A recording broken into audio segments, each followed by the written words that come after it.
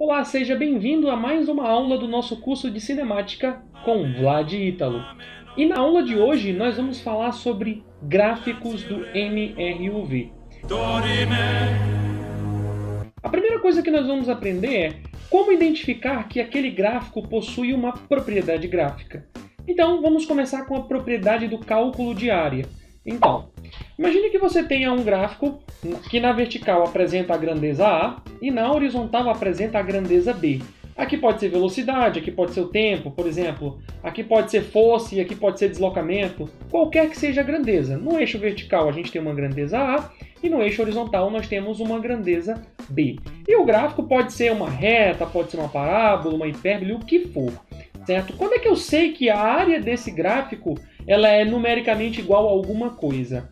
Aí, sempre que você for pensar em propriedade de área, você vai pensar em multiplicação. E é bem simples.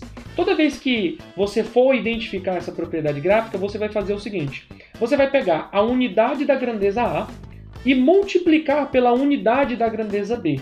Certo? Então eu vou pegar a unidade da grandeza A e multiplicar pela unidade da grandeza B. Se isso der alguma grandeza física com a unidade C, significa dizer que a área desse gráfico é numericamente igual a essa grandeza C. Vamos dar exemplos para a gente poder entender o que eu estou falando. Vamos supor que aqui, no eixo vertical, fosse velocidade. Então, a unidade de velocidade, metros por segundo, correto? E aqui na horizontal, no eixo horizontal, fosse o tempo. Vamos supor que o tempo estivesse em segundos. Se eu pegar a unidade desse cara, a grandeza do eixo em pé, né, que é metro por segundo, e multiplicar pela grandeza que está no eixo horizontal, que é os segundos, repare que vai cortar isso com isso, e aí eu vou ter exatamente o que é que sobrou? Metro. Metro é a unidade de quê? De distância, né? Então, significa dizer que a área desse gráfico representaria o deslocamento que o objeto apresentaria, se fosse um gráfico de velocidade por tempo. Uau! Agora vamos a um outro exemplo para ver se você consegue sacar. Vamos supor agora que eu tenho um gráfico de espaço em metros pelo tempo aqui em segundos. Certo? Espaço em metros pelo tempo aqui em segundos. Então eu vou multiplicar metro vezes segundos. Metro vezes segundos é alguma grandeza física? Isso aqui dá alguma grandeza física? Você lembra em cinemática alguma grandeza física que tenha essa unidade de medida? Repare que não tem, né?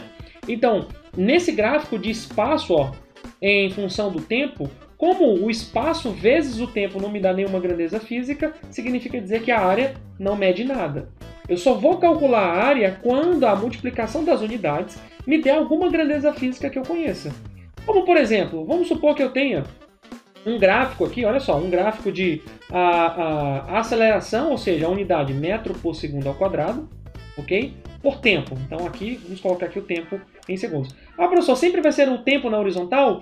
Bom, em cinemática sim, tá? Mas em outros assuntos, você pode ter outras grandezas aqui no eixo horizontal, mas a lógica continua sendo a mesma.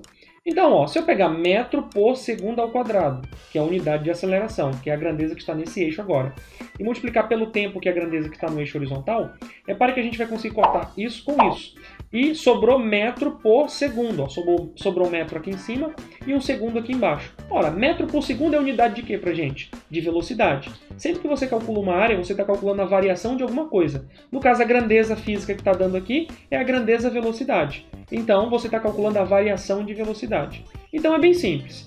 Pego as grandezas dos eixos, multiplico. Se der alguma grandeza física, significa dizer que a área daquele gráfico formado pelas duas grandezas que você multiplicou as unidades de medida, ela é numericamente igual à grandeza C, né? A grandeza representada pelo produto dessas duas unidades.